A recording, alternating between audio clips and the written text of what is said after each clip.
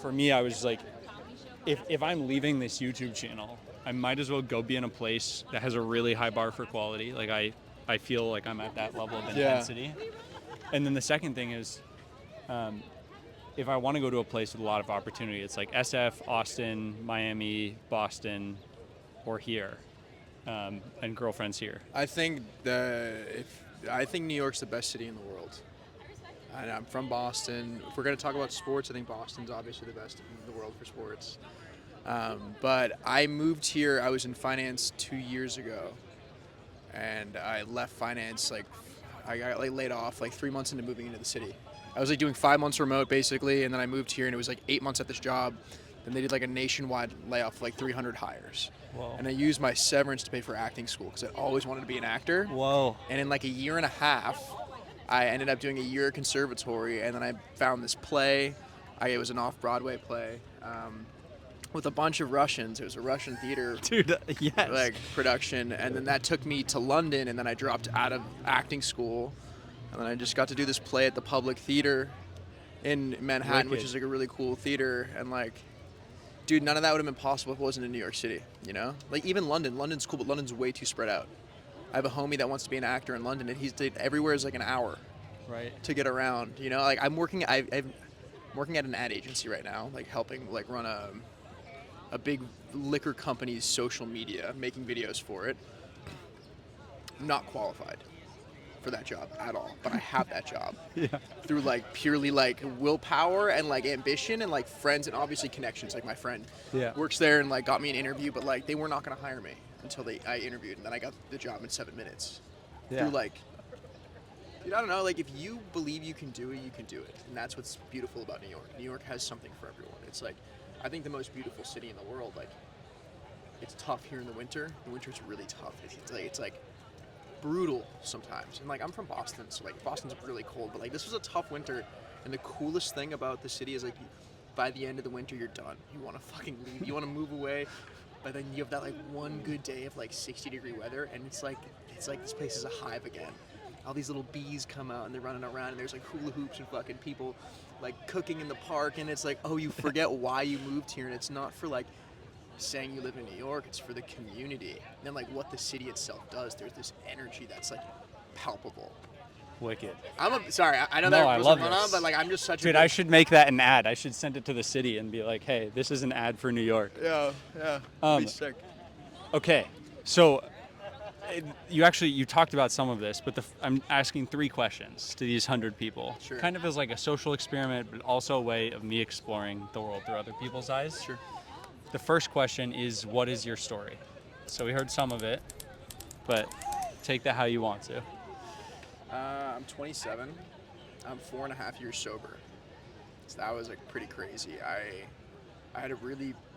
was prescribed Adderall 8th grade, and just really started abusing drugs and alcohol at a very young age. By 22, hit rock bottom, the worst period of my life. Also, I was going to this doctor who prescribed me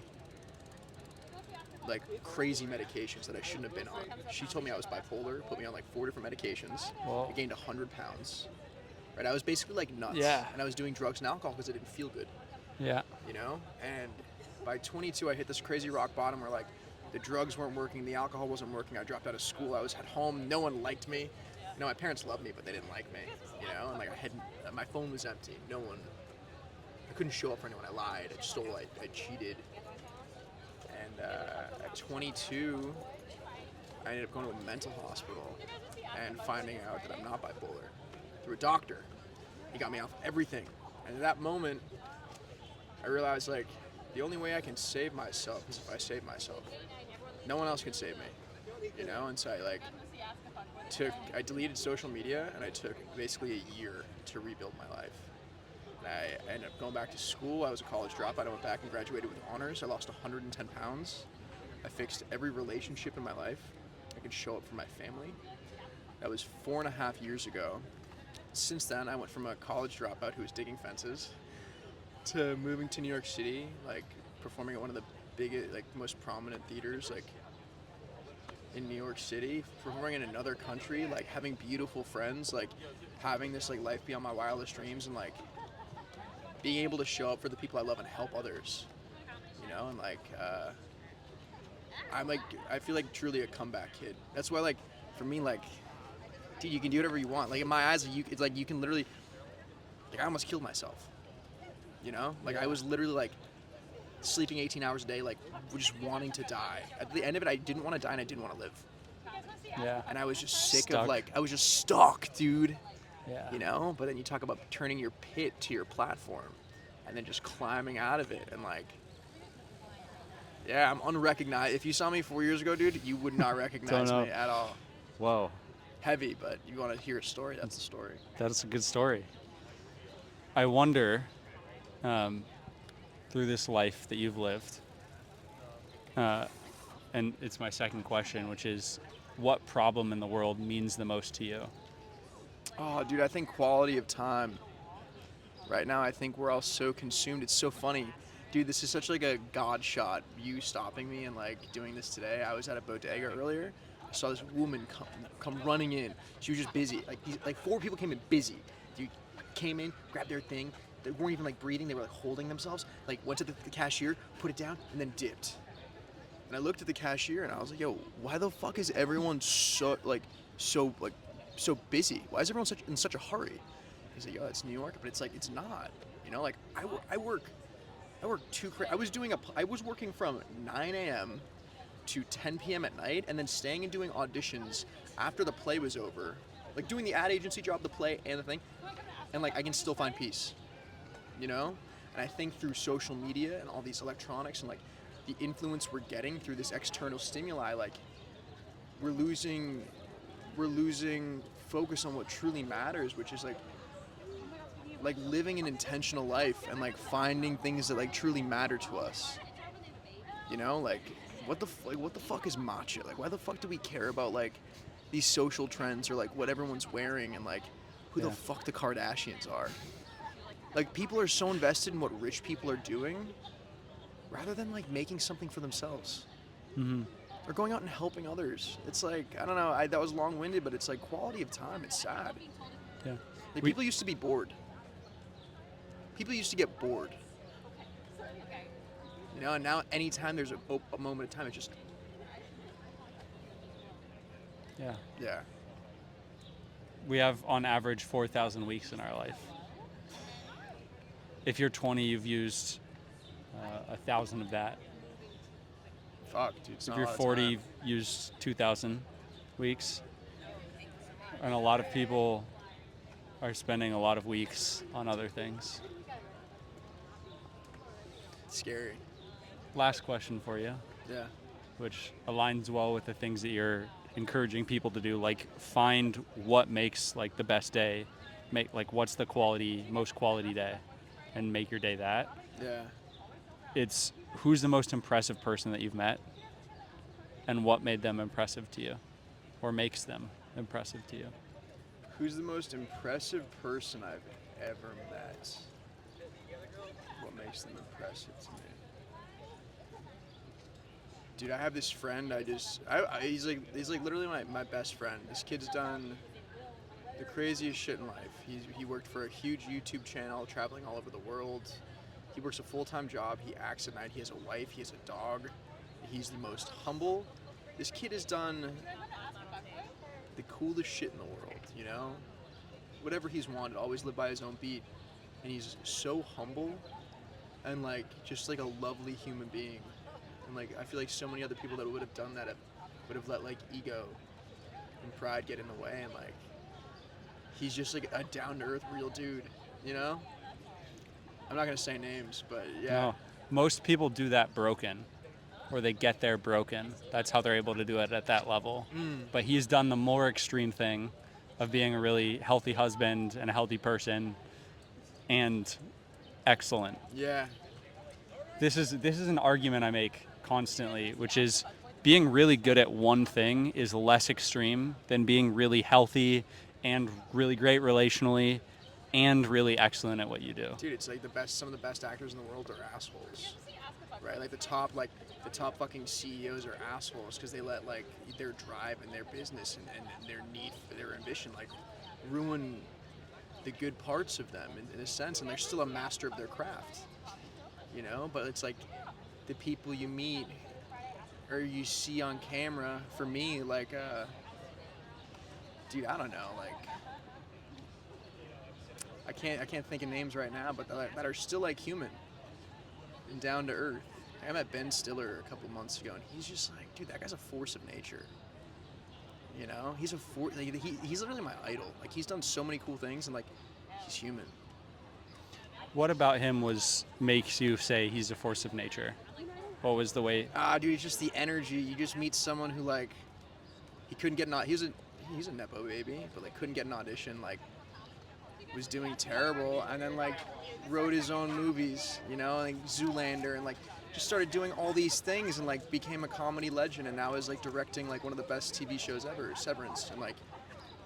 He's gone from comedy and gotten himself out of that box into like drama and super like deep intellectual thought-provoking projects, and like gets to do whatever he wants, but is still like a human and a loving father and husband. You know, and helping others. He helps like a lot of people in Ukraine. Well, he's a cool dude.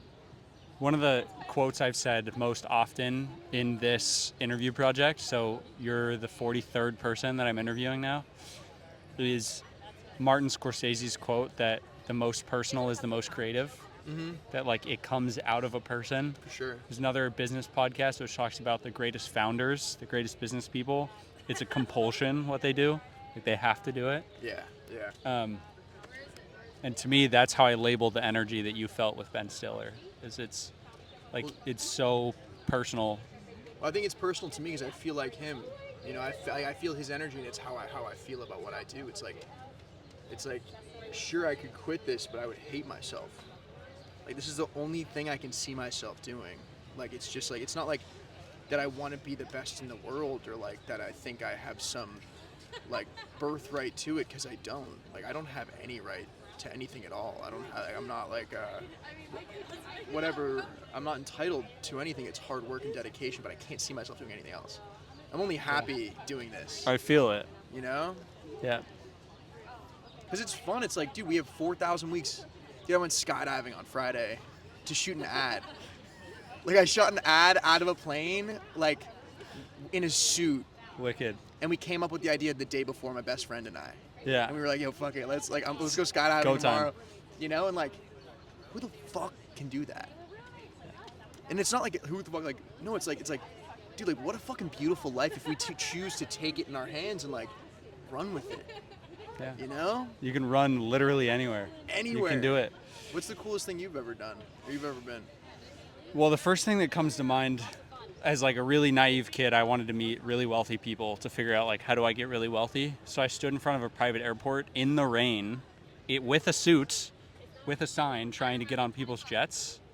Like, didn't work. Like, failure. How old are you? I was 21. Wow. But that's like how I got into finance. Like, that's how I got into the whole business world. It's the go-getters. Yeah, I've sat on a park bench for, I think like 40% of the time I've been in New York interviewing people. Wow. Like, I've been averaging 4 or 5 interviews a day, including rainy days. How many hours a day? Depending on the day. But like, I've probably averaged maybe like 4 hours, 3 hours a day. Wow. There are days where I just go like, 12 hours or something, and days where I don't do anything. Like rainy days, people aren't outside.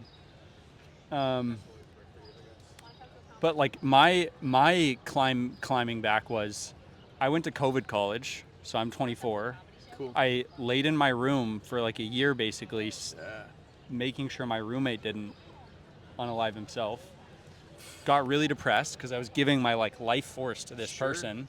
I watched my fan go around in circles like so many times. Yeah. So I went from talking to 1, maybe 0 people a day to a sales job where I was talking to people on the street. Yes, ma'am.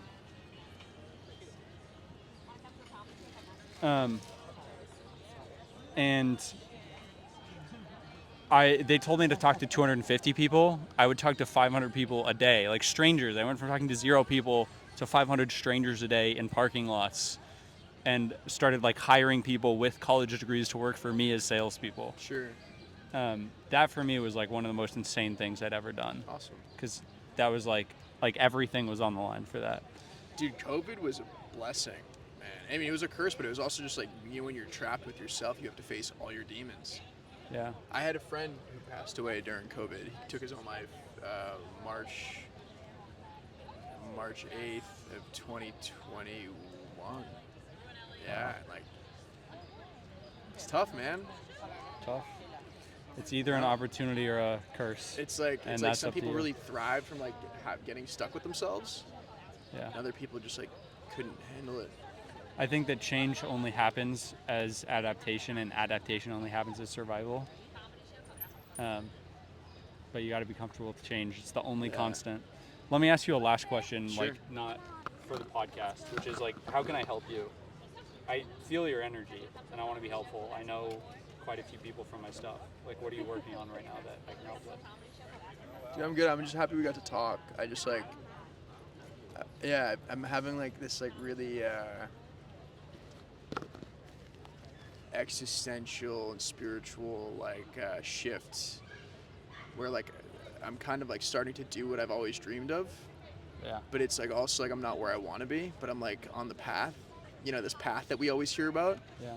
And I'm good. I'm okay. Like today's my first day off in 2 months, and like I got to like get coffee with someone and like eat a breakfast burrito, and I'm gonna go home and like throw out a bunch of my clothes or like donate them or whatever. But like, Yeah. Clean. I'm okay. Can I help you in any way? You help me. This Yeah, interview. man. Cool. If you need anything. We'll connect on Instagram. Yeah. Yeah. My goal with this project at the end of the 100 people is I'm going to do a potluck with all 100 people that I've fun. interviewed. Cool. So I'll hit you up when we do that. And of course I'll tag you. Is this in like going to be everything. on like a... Yeah, my goal is to put these on YouTube. I don't think that some of them are too long to be... Yeah. I was going to say, don't tag me. Okay. I like to be... Use my footage. You can use my face or whatever. Yeah. But after everything I've said, I think not even like with my story, but just like spirituality and like my message, I'd like to just be anonymous. Heard. No problem. Because like